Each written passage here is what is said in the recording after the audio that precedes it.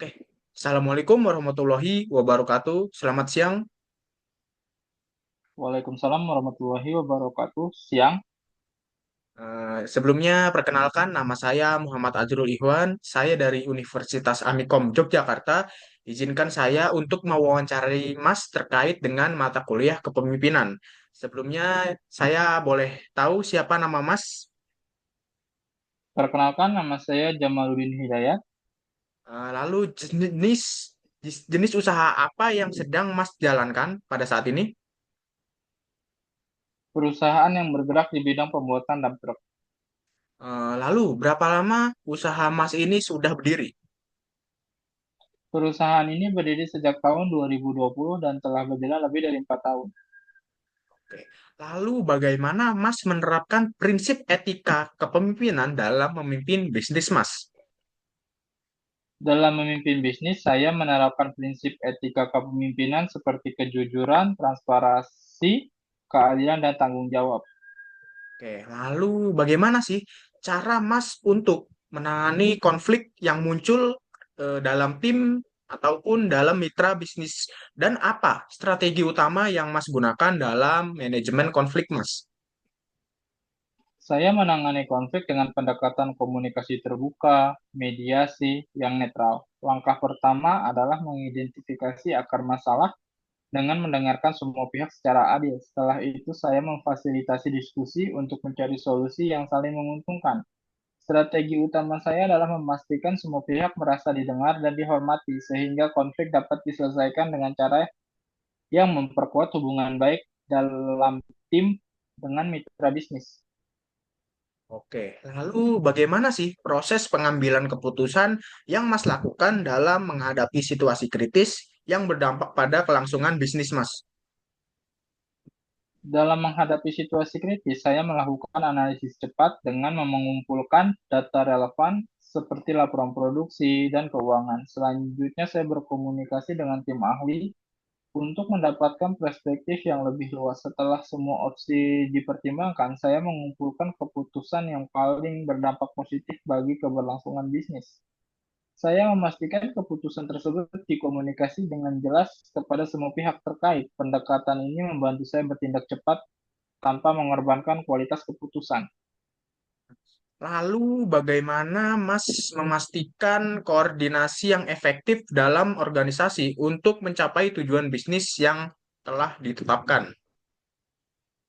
Saya memastikan koordinasi yang efektif dengan mengadakan rapat rutin mingguan untuk membahas progres kerja, menggunakan alat manajemen proyek seperti Trello untuk memantau tugas dan membangun komunikasi lintas divisi melalui grup diskusi khusus. Selain itu, pembagian tugas yang jelas membantu semua anggota tim memahami peran dan tanggung jawab mereka. Pendekatan ini menciptakan sinergi dalam tim sehingga tujuan bisnis dapat dicapai dengan efisiensi yang tinggi.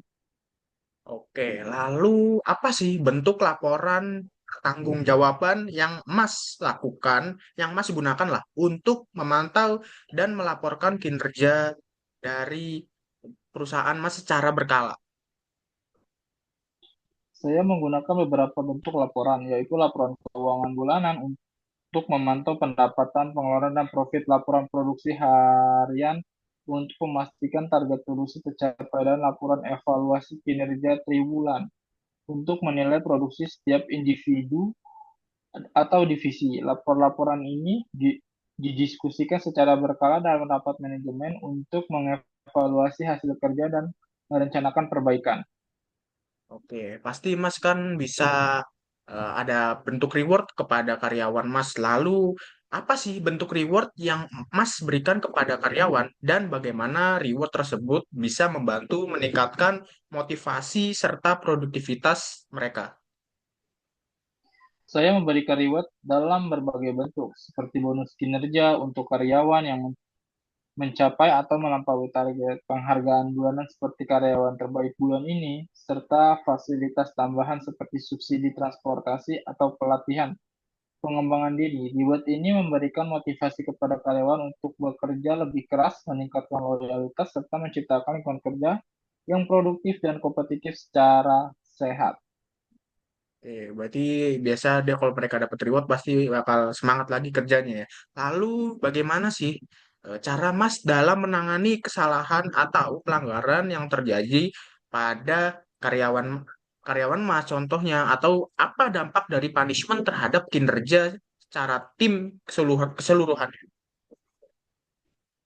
Saya menangani kesalahan dalam dengan pendekatan edukatif terlebih dahulu, seperti memberikan teguran lisan dan pembinaan.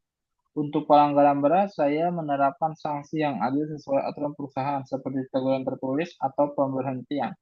Dampak punishment diterapkan dengan bijak adalah meningkatkan kedisiplinan tanpa merusak semangat kerja tim. Saya selalu memastikan punishment bertujuan untuk mendorong perbaikan, bukan untuk menghukum semata.